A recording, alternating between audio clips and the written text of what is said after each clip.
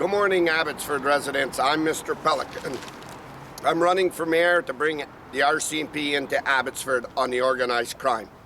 First, we'll start an investigation, and then we'll go in with forensic audits, and then we'll go in after everybody on the organized crime. Today, ladies and gentlemen, I thought I'd help all candidates. I'm here at Mike DeYoung, the cheater, here in Abbotsford. I want to lay you out a step-by-step of what took place. I want to make one thing clear before I begin. Henry's son, when he was the mayor, was Darren Braun. Darren Braun was a proving officer to lobby jobs for his dad and lift jobs and collaborate with council to get the majority of decisions in his dad's house over the general public and the other independent councils to win the decisions for his friends and his partners in his land. It's called collaborating, it's called fraud, and it's stealing from Abbotsford taxpayers, and then you benefit. I am sitting at Mike DeYoung's campaign office. Mike DeYoung, I knew, had to go in full-out cheating. When I ran for mayor, I knew that Henry Braun was going to block me, so he didn't get Manji Sohi as mayor. He needed Ross to finish the business plan, keep the official community plan, and everything he lobbied. I saw that, and I knew he would change. Manji Sohi wouldn't follow Henry's dream, or he couldn't be paid off by Henry. So Henry had to interfere and have the Abbotsford task force, like he did on Mogill, at me. Then use the Abbotsford newspaper, which was his friends, Vicky Hopes, to try to scandal me and block me. Then use the Capriccia newspaper, Andy Sadu at the Chamber of Commerce, to block me. I went to the RCMP on every step by step, knowing that there's a democracy and nobody can halt you. Laying out that Henry Braun was the engine of these individuals carrying out these brutal acts for him to benefit. Mike DeYoung was a sitting MLA when he lobbied money and our houses went down the mountain. DeYoung offered me and told me to cut a deal with Henry. He owned Abbotsford. That wasn't going to happen. We knew better. Mike DeYoung had the Chamber of Commerce endorse him, Alex Mitchell, which is already the damage is done, so I knew then he has to be stripped because the business community is 16,000 voters, which would be behind him. He used the World Financial Organization group to run him all over through Abbotsford. Then he used the financial institutions that if you look at them, it's believe in your mind that they're running him because they got the logo. Then he used the Fraser Valley Indo Association, which he's tied to Dave Sadu and Marcus Dalvis, to help him, which is a non-profit and they can lose their profit. Then he used all the city parks for his signs to be illegal in the senior care homes. Henry Braun controlled through Ross Siemens 100%. Henry thought it would be what is David Eby's word? A conspiracy. Not to pull his signs down so he could get the advertising over the long holiday weekends for the senior care homes and everywhere. It's election loading and it's fraud, and right there you got to be stripped. Then Mike DeYoung figured he'd lower himself in the gutter and he'd attack the Conservative candidate day after day after day after day. Then Mike DeYoung went and said that the EDA fully supported him, which was a bloody lie because they were split. Some were behind Steve Schaefer, some never even knew, and they would never vote for Mike DeYoung being a Liberal. Eric Nivel said the same thing, that the EDA, which is his financial sponsor that's supposed to be no better, that the EDA was supporting Mike and they wanted Suk Mangel out. The EDA never supported Mike or wanted Suk Mangel out. They supported what Pierre Pauly had put forward. Henry needed Mike in, so I'm going to explain why. Henry ran out of options. I saw him lose the Abbotsford police, you could see that. You don't see any pictures with Ross Siemens with the police chief. You don't see a police chief, you don't see nothing. Henry used the task force to threaten Mo. Then I knew he was going to use them on me to halt me in the election. He had a little army. Then he used the Abbotsford police to come after me to try to get my driver's license to force me out of town. He used them in front of my job. There was too many witnesses to believe that it was a conflict between me and the Abbotsford police. I knew Henry was the engine behind it all. He had millions and millions of dollars invested, and he lobbied millions and millions of people, millions of dollars with his friends that they could stand to lose, so they're all in this together.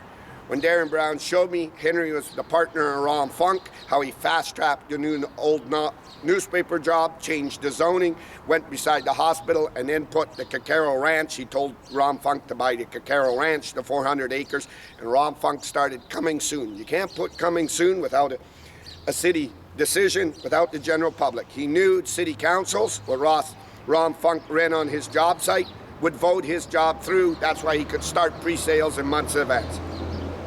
It's corporation fraud, it's fraud, and it's embezzlement. But Henry was the mob leader, the single engine and the mob leader. So let me tell you about 4 people that I told you was on the newspaper. Ed Fast, George Perry, Henry Braun, and John Van Doggen. I made it clear that John Van Doggen hated Mike DeYoung. I made it clear that Mike DeYoung and George Perry made friends of him when he lost his driver's license or he had too many speeding tickets. I made it clear that Mike DeYoung and Henry Brown went to Kelly Shahal to scandal John Van Doggen and say he was cheating with his secretary and called it. I knew John Van Doggen for many years, and I was with him at the BC here when the BC Conservatives won at the golf club till late in the night, till about 3 in the morning with my sister and brother-in-law. John Van Doggen called Henry every bloody name there was, and he called Mike DeYoung worse. You thought my language was bad. You wanted to see what he said. I knew Van Doggen would never did. And he said, bloody Henry, he just can't stop his bloody stealing.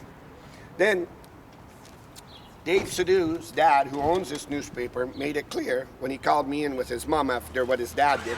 George Perry's not supposed to be in that picture. He's a solid liberal. Everybody knows he's a liberal. He's not a hiding liberal. He's open about being a liberal. He's tied to the BC Liberals, marrying Keys and everything.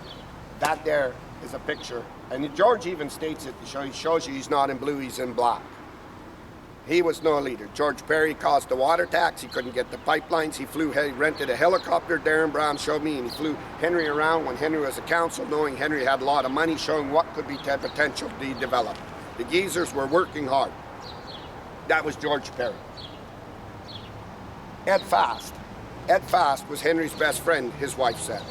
She said Ed owned a law practice, a corporation to do land titles. She believed that Ed was doing all Henry's work through his land titles and giving Ed all his business. He was a former city council. Ed's wife made it clear Ed would never call Henry out for his hit and run, the homes, or anything. And plus, she said, Ed, my husband lobbied that money for that job that caused that negligence. So she made it clear how tight Ed was. Scoop, Ben, women come and go, but buddies are forever. That was the motto. That was the sitting MP that allowed these criminal negligence. He laughed and giggled that this was funny on families and residents till it started back pressuring him. Henry Braun, Mike DeYoung was a sitting MLA when these houses went down, and he told me, you got to deal with Henry. He owns fucking Abbotsford. He owns Abbotsford. You don't play with Henry. I knew that from Darren Brown, that he owned the Abbotsford little army called the Abbotsford Shit Squad, and I knew what was in store with me. But I did not know that Henry would be bulls enough to get in his car and try to smudge my life out. Mike DeYoung caused the carbon tax. He caused the ICBC. I made it clear. But Mike DeYoung knew all this, and he was full out cheating from the Chamber of Commerce. Henry Brown was the man that caused the flood, packed his shit and ran. Chilliwack Mayor had to step in. He took the Dike Committee and Ditch Committee. Let's talk about these leaders. Let me show you. These 5 men are solidly behind Mike DeYoung. Nowhere in history have you seen it. Solidly. Trying to beat the Conservative candidate in the ground. This shows you that it ain't a conspiracy. Why are these men in there? I believe that Henry had to go crawling like us homeowners did when we begged on the RCMP to help us. Henry was framing us and using his army. Begged them all and probably had to pay them cash in a brown bag to get him behind Mike DeYoung, knowing how much they had. That's like you seeing me beside Henry Brown after what he done. Never gonna do. I knew Henry was sucking up to Bruce. There was slowly pictures of him at the chamber. He was trying to get Bruce in these pictures, and I knew Bruce has morals and ethics. He'd never sell his soul to Henry Brown.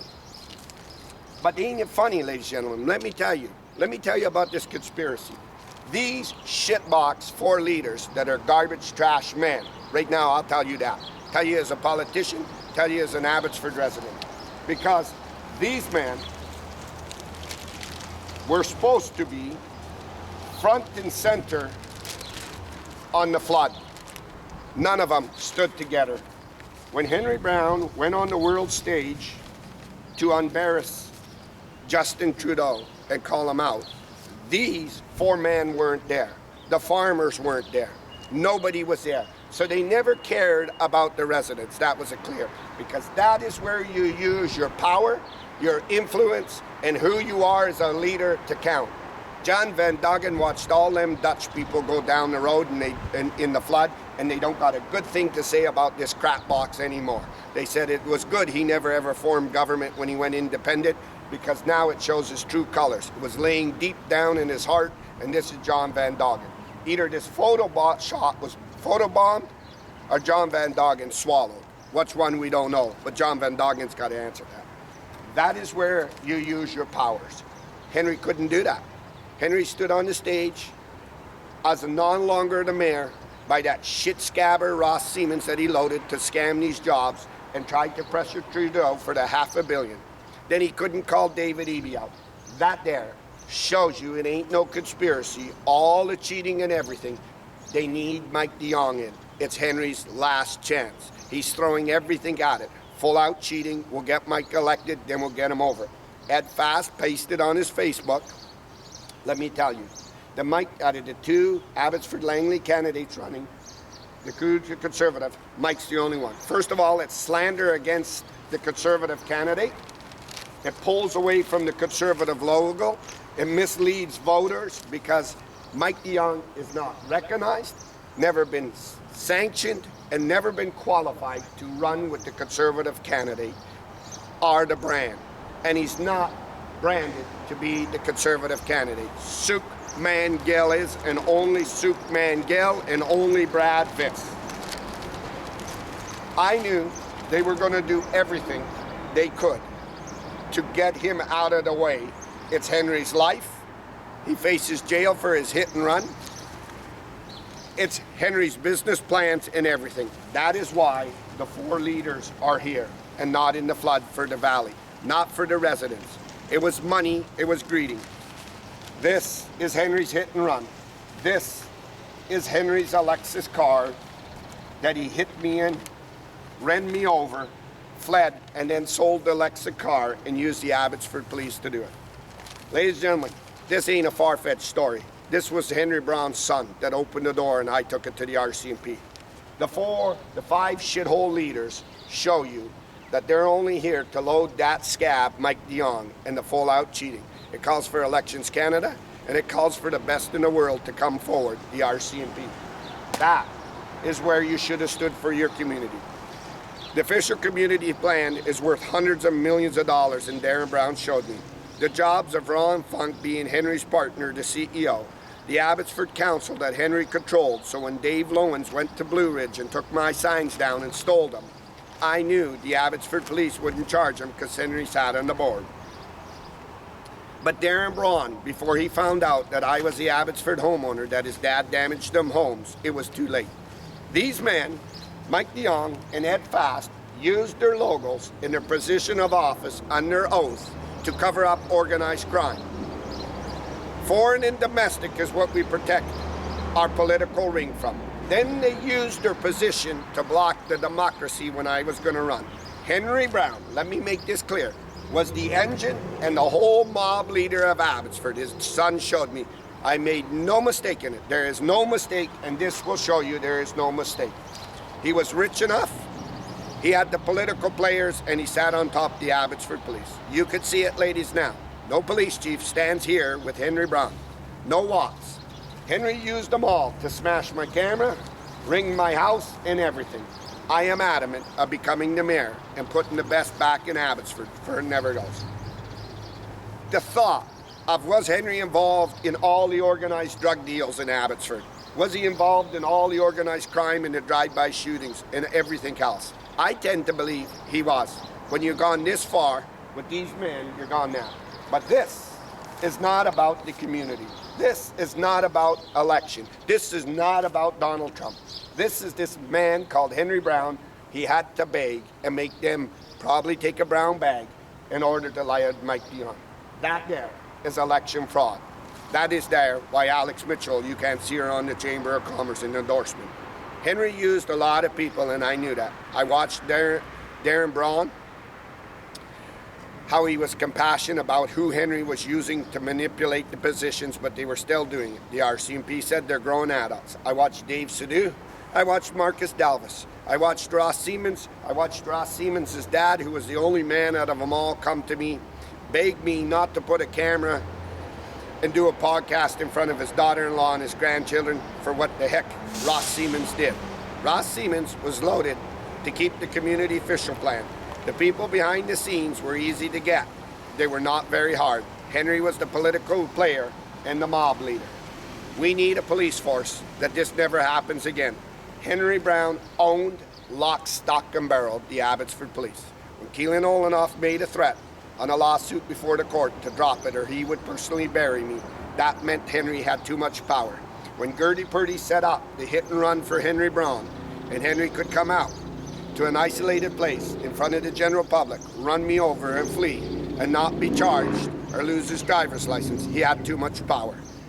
When Ed Fast and Mike DeYoung were covering it, when Ed Fast's house was specially ran through in order to look away for everything else I asked you to cover. There is only one place I want this to go, ladies and gentlemen, before the Supreme Court of Canada. And I want to echo you the words that pulled me up, started me on this journey, and never let me look back. An Abbotsford judge said, Mr. Pelican, no one's above the law. No one can use the law. No one can bend it. No one thinks of the end. They only think of the beginning. I always wonder what that meant when no one thinks of the end. He was telling me, when Trudeau calls the election, now it's your time to stand up with Abbotsford homeowners and show what Vicky Hopes was owned by, how Henry owned her, and the Capriccio newspaper, and let the whole world see, and let all political players and the law see what this man did to this community. I stand here today to be a voice for Abbotsford, for our democracy, for fairness and elections, to the Liberals, to the PPC and the NDP and the Conservatives. This is why Mike DeYoung has these people, and they didn't care about these floods. That there shows you. That is why Bruce Bamman, Corky Neufeld, the true leaders of Abbotsford, ain't standing with this shitbox. I'll make it clear as I emphasize this point one more time to you all and to the Abbotsford Task Force. You have to be removed. These were families. These were threats. How many people now line up behind the door and hunt the Abbotsford police, and they're going to be dead in my streets as officers, knowing these dirty little lies? The political player of Abbotsford, the mob leader, was enriching himself off of his dad's money that he inherited, Henry Braun. This is why you don't see any of their wives calling it out. And like Henry's wife said, my God, Henry, what the hell did you do now? And he said, shut up, get in the car. When he climbed in on Sunday to change this Cooper's farm with his big white ass and his wife in the hot sun, he was changing it, then he blamed Peter Speranese for Polygon. It only meant one thing, that he had Mike DeYoung to cover that because Mike should have called it. This is what happens. And Henry is a man, and Ross Siemens is a man that goes to church and prays to God. You got to wonder how this happened. To Mike DeYoung, cheating wasn't the way, Mike. Being fair and holding your office fair and everything else. You're in a mess like no other. The Conservatives knew at the get-go, and this is why you were strapped. But to the Abbotsford community, to the farmers, to the flood victims, to everybody that I've lobbied for, this is a bullshit bunch of garbage old trash man. They should be all locked up in Rivervale and never let out. They didn't care about this community, and neither did John Van Doggen. And that shows you clearly. They couldn't stand up and lobby for the funds, but they're there now because Henry's begging on them to get Mike in so we can get this mess cleaned up. I'm live. Mike DeYoung's office. Mike, you were better off, hear me, you were better off to try to bribe Suk Mangel, but we warned him it was coming. You were better off to probably go kidnap all the candidates so it looked like you were the only runner. The shit that you did in Abbotsford, I'm calling for the full weight of the law, and you stand now all alone. No political players beside you, no more threats, no nothing. You're going to act. You're going to be punished for everything you did. And the world stage opens it up for everybody to see. Your neighbors, for everybody in this town, what Mike de Jong was doing. And still, what Mike de Jong's doing with Henry Braun. Ladies and gentlemen, that there tells you who cares about this community. These shitbox didn't. Ron Funk knew what he was doing when he ran Ross's signed the CEO. He believed he was unprotected. I'm so rich. I'm the CEO. Henry's got so many political pilots. His superintendent told me the other day he's so bloody scared with the RCMP coming he can lose everything right across BC. I'm live. Before I end, I want to ask you this. Pierre Poilievre asked us for his help to get him in. Don't divide. Don't split your vote. Vote Conservative. Vote, there's only one candidate recognized in Abbotsford. Right, Ed Fast? Only one, Ed. Only one. And that is Suk Mangel. And vote for Conservatives. But I'm here to make sure that every candidate that worked their ass off like Barty Sandhu gets a chance. And not the geezer. Not the geezer that took a chance. And he has qualified people like Eric Nivel, a CPA, running his cheating bloody garbage. I'm live. Abbotsford, British Columbia.